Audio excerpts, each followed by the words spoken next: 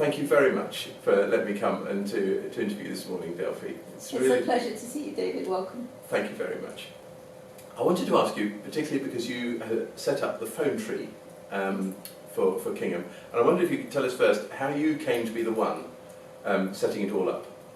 Well, you were there, David. It was the evening of the parish council on the Thursday before the lockdown, happening on the Monday, the 23rd, and Chris and Marina and I and you went to the parish council meeting because we thought things are going to have to change. We'd better see if the parish council, and it was just us and a few, not even all the parish council. And we sat there and there was no suggestion of anything, and perhaps we got to any other business and we all looked at one another, and perhaps Marina kicked off by saying, what should we do? And yes. Everybody rather looked at one another, so I put my hand up and said, would you mind if I did something? And you probably said, would you do something? And then the four of us went away and got started, really. And Marina was already part of a WhatsApp group of young mums in the village, and so she said, there's a lot of people out there saying, what should we do? And one of the young mums had said we could set up a Facebook page, so she and Marina set up a Facebook page, and I, by happy chance, had just got my hands on the written still list of the lunch club members and their telephone numbers. Brilliant. So I thought I would ring around our members, discussed it with the committee, rang around the members and put it all onto an Excel spreadsheet. And I then set up about 4 or 5 other columns, one of which was, do you live alone, do you have family nearby, do you have a monitor, do you have a mobile phone number, and are you connected to the internet? And very, very few of our members were connected to the internet. Meanwhile, Emma in Chipping Norton and also in Kingham, it was decided that a note should go door to door, and the note was delivered door to door, talking about this, and with my telephone number on it actually to reach out. So having got the lunch club members all onto a spreadsheet, I then walked myself mentally around the village to think, now who lives in which house, what are their names? And I either rang them off if I couldn't get a telephone number and knocked on the doors and asked them if they could be added to the list. And would they like a telephone call? That was one of the questions. And I think out of and I've got a note of it here, 67. I found 67 elderly in the village. And when I say elderly, I'm including myself because I am now 70. Gosh. I know, the threshold has dropped. I think. Yeah, absolutely. Yeah. Yes. And I think only 3 of those said no, they didn't want a telephone call. And meanwhile, Marina and her cohort were working on gathering volunteers through Facebook and the ladies' WhatsApp group. And by the time of the lockdown, by 2 days after the lockdown, we had 30 volunteers. Fantastic. Which was really heartwarming. Yeah. I mean, what a response. Yes. And of course, some of the 70-year-olds were also offering to volunteer. Yeah. So we were able to put the two together. Brilliant. And the lovely thing was it was a 2-way flow. Yes. Well, it's very important, isn't it? So you get some feedback from how people are feeling, and then you sense, you get an idea of what might be needed or what might be helpful for a couple of weeks down the line, maybe. We were able to do that, and so many of the volunteers, of course, were full of initiative. And so if somebody said, I can't work this lock or something, they would just go and fix it for them, observing social distancing and all that. But there was immediately people who wanted to reach out could. And the volunteers were so thrilled because they said, I'm meeting people I never knew before. So it really was remarkable, and I think the community completely pulled together. Brilliant. Well, thank you. So, that's wonderful. You've answered about 3 questions all in one go, which is terrific. I just want to take you back to the moment, perhaps in that meeting, and just to ask if there was any particular thought or feeling that made you think, Delphie, it's time to step up. It was exactly, David. Those are the words that I would use. I think there was a certain sort of stillness entered me. This is the moment. I'm prepared for this moment. I've been volunteering with a charity in Oxford for 20 years, so I've done a lot of telephone support work. I know a lot of the older people in the village through my involvement over now 35 years with the Lunch Club. I can put these two together, and this is what is needed.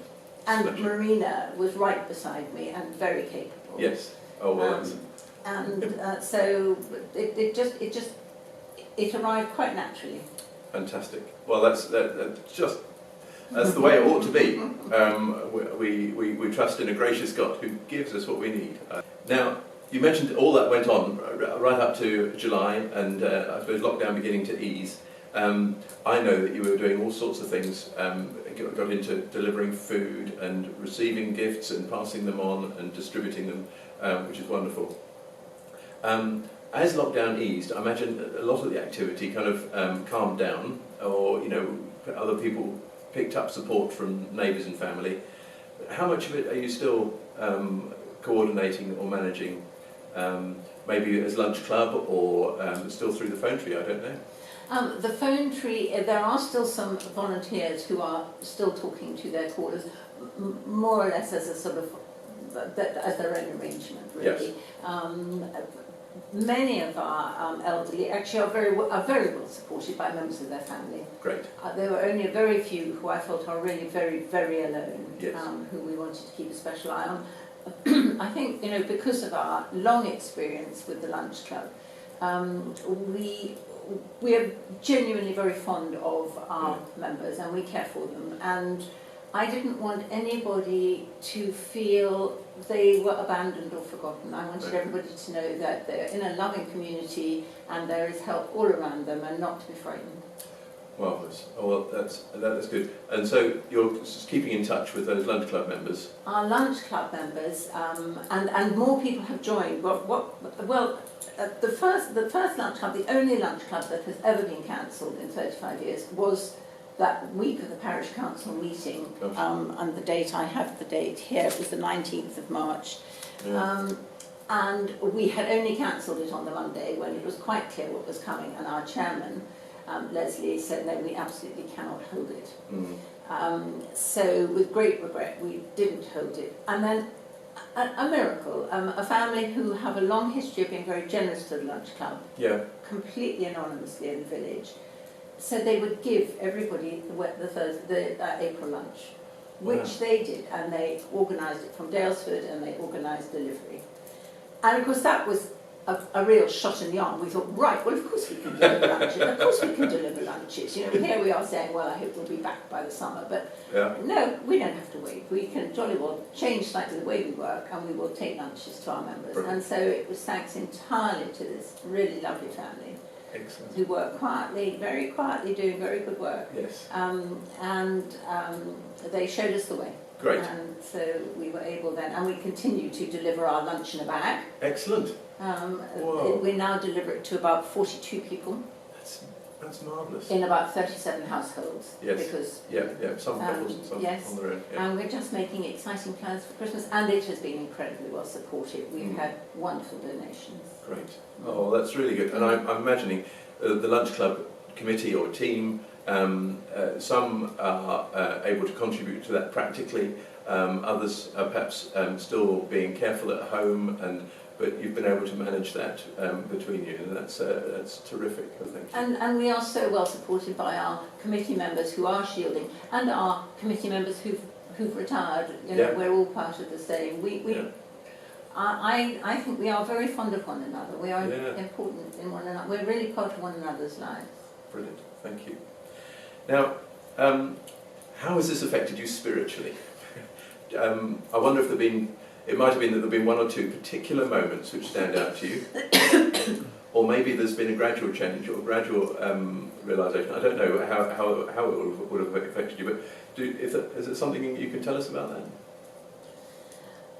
When I think about, I'm not sure I have quite the same vocabulary, but when I was 14, the first Shakespeare play I studied at school was Romeo and Juliet, and there is a verse from that which has stayed with me since that day. I remember I learnt it, the first time I heard it, I learnt it, and it's Juliet speaking about love, and she says, my bounty is as boundless as the sea, my love is great. The more I give to thee, the more I have, for both are infinite. And it went somewhere inside me and just stayed there. And I've always thought that the more love you give, the more you have to give. Yes. And I think that is what I have felt about this. I've received a lot of love, and I hope I've been able to give love. And there is just an endless resource. It is not limited. So, that has been a blessing. Fantastic. Do you know, I'm thinking, there's a little song which goes in the same way, and rather a different level of cultural sophistication, but love is like a magic penny. Hold it tight and you won't have any, but give it, spend it, or give it away, and you Yes. will. Anyway, I'm just tickled. Exactly the same feeling. Yes. Now, last question. Yeah. Of course, none of us knows what's going to happen over the next few weeks and even months. How can we pray for you or support you practically, and also for the people whom you're caring for, or have got your mind's eye on, perhaps, over these weeks? I think just, you do so much wonderful work within the community. I think we're incredibly lucky to have you and Sally and the boys at the heart of the village. And I think that the work you do is incredibly wide-ranging, and I think a lot of people don't know quite how where your tentacles are and what good that they do. But the word comes back to me sometimes, and it's always warming. So you are already doing a huge amount of the most wonderful work. And I find I'm a beneficiary of that as well. So I think your support and your love for everybody it shines out, and I feel I'm a beneficiary of that. We're well supported with and if you talk about it at a practical level, we know where our volunteers are, and we feel we can always reach out to them. If we need to, and we always say to people, it's all right to say no. Yes, yeah. Oh, that's terrific. I'm really pleased, actually, that we've got this opportunity at this time, in one way to celebrate and notice the wonderful things that happened through the first lockdown, but also just to remember and remind ourselves that actually we can do this because it just might be that we're heading into another one, and just to remind one another that we are there for one another, and we can look after one another through whatever comes. So, but thank you so much, Delphie. Thank you for this time, but thank you for all you've been doing and all you continue to do for so many. Well, I think it's brought a huge amount to me, which I've really enjoyed, and thank you, David. Not at all. Brilliant.